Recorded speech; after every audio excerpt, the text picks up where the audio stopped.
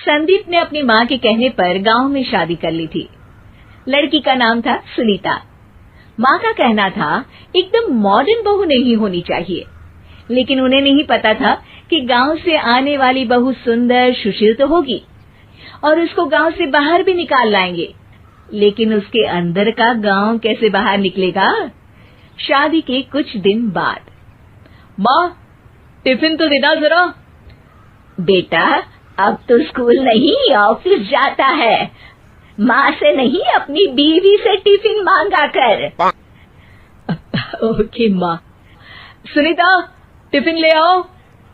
जी लो tiffin, इसके अंदर पिस्ता डाल दिया है। पिस्ता? पिस्ता क्यों? सास जी ने बोला था ना कि आपको पिस्ता बहुत पसंद है। ओहो, मैंने पिस्ता नहीं पास्ता बोला था, पास्ता। पास्ता? कहीं होता है पास्ता? अरे बेटी तू रहने दे, मैं बना दूंगी। अच्छा किया कि पाव भाजी बनाने का नहीं बोला, वरना किसी के पाव बना देती है। सुनीता को बुरा लगता है, लेकिन उसकी नादान हरकतें कम नहीं होती। ऐसे ही एक दिन, अरे तुमने ये क्या लगाया है? अरे आप वो फूस फूस करके लगाते हैं ना, वही। डियो? का दियो? किसको दियो? अरे वही ना जिससे खुशबू आती है। हाँ हाँ सही पकड़े हैं। अच्छा लेकर तो आना। कौन सा डियो लगाया तुमने? अभी लेकर आते हैं जी। संदीप की बात मानकर सुनीता अंदर से खुशबू वाला फुसफुस लेकर आती है। ओएमजी! ओएमजी मतलब ओ माय गणेश ना। अरे ओएमजी छोड़ो, और ये खुशबू वाला फुसफुस की बात कर रही थी तुम? हाँ इसी की, फिर से सही पकड़े हैं। अरे देवी, लेकिन आप सही नहीं पकड़े हैं, ये डियो नहीं है। डियो नहीं है तो क्या लियो है? अरे ये रूम फ्रेशनर है, जिसको कमरे में छिड़कते हैं, खुद पर नहीं। कोई बात नहीं, माँ कहती थी आत्मा किराएदार है, शरीर एक किराए का कर्म। हम शरीर पे ये डाल लिए तो क्या फर्क पड़ जाएगा।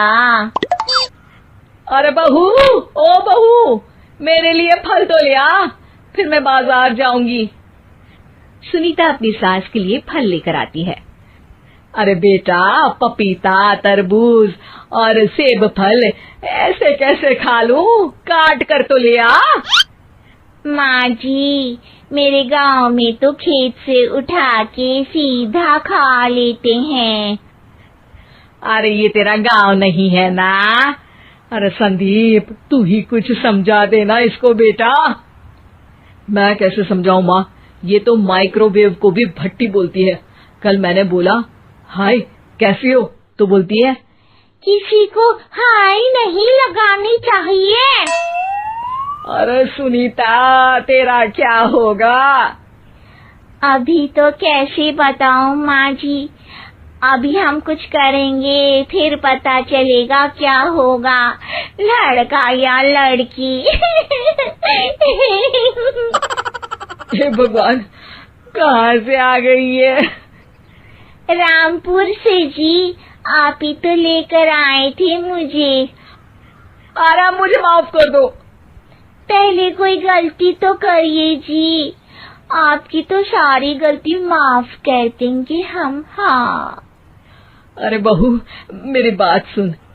फल यानी कि फ्रूट जब भी लाए ना तो काट कर लाना, ठीक है? जी ठीक है माँ जी, फल यानी फ्रूट यानी काट के लाऊंगी। सुनीता रोज ही कोई ऐसी हरकत कर देती जिसकी वजह से उसे घर में दो बातें सुननी पड़ती। एक दिन, माँ मेरे बॉस घर पर आने वाले हैं शाम को, उनका बर्थडे है, फैमिली साथ नहीं रहती उनके, तो यही पार्टी कर लेंगे। उनको अच्छा लगा तो शायद मेरा प्रमोशन भी हो जाएगा। मैं ना फ्रूट केक लाकर फ्रिज में रख दूंगी और तेरे साथ आज खाना मैं बनाऊंगी, ताकि जब साहब आए तो खाने में कोई गड़बड़ ना हो। शाम को जब सारी तैयारियां हो जाती है, संदीप के साथ बड़े साहब भी घर आते हैं। फ्रूट केक तो ले आना बहू, फिर खाना खाएंगे। अरे इस सब की क्या जरूरत थी, आपने बुलाया वही काफी है। सर, आपका परिवार शहर में नहीं है तो हम ही आपके परिवार जैसे हैं सर। इतने में ही सुनीता फ्रूट केक लेकर आती है और बड़े साहब की टेबल पर रख देती है, और जैसे ही केक के ऊपर का बॉक्स हटाती है, ओह, ये क्या है? केक तो कटा हुआ है, मैं तो ऐसा नहीं लाई थी। आप मुझे शाबाशी दे सकती है माँ जी, मैंने ही केक काट दिया। आपने कहा था ना, फल यानी फ्रूट यानी हमेशा काट के लाना, तो फ्रूट केक भी तो फ्रूट ही है ना, तो मैंने पहले ही काट लिया। हूँ ना मैं समझदार। अरे बहू, ये क्या किया? केक हमेशा वही काटता है जिसका जन्मदिन होता है। तुझे एक बात भी समझ नहीं आती, एक नंबर की बेवकूफ है। पूरा माहौल बिगड़ चुका था। संदीप को लगने लगा था कि साहब उसे प्रमोशन तो दूर की बात है, कहीं डिमोशन ना दे दे, लेकिन साहब बीच में ही बोल पड़ते हैं। अरे कोई बात नहीं, ये इनकी बेवकूफी नहीं है, इनका भोलापन है। बेटा, आप कहाँ से हो? रामपुर गांव से। अरे वाह, गांव से? फिर तो आपके गांव में ताजे फल और सब्जियां मिलते होंगे। हाँ, सही पकड़े हैं। हम तो काटते भी नहीं, सीधा खा लेते हैं। मैं ना एक बार तुम्हारे गांव घूमने जरूर चलूंगा। क्यों संदीप, ले चलोगे ना? मुझे गांव घूमना बहुत पसंद है। बस फिर क्या था, संदीप और सास दोनों खुश हो गए, क्योंकि साहब को सुनीता ने गांव की बात करके खुश कर दिया था। अब संदीप का प्रमोशन पक्का था। शिक्षा, कभी भी किसी भी गलती पर घबराना नहीं चाहिए। हो सकता है कि उस गलती की वजह से आगे बड़ा फायदा हो जाए।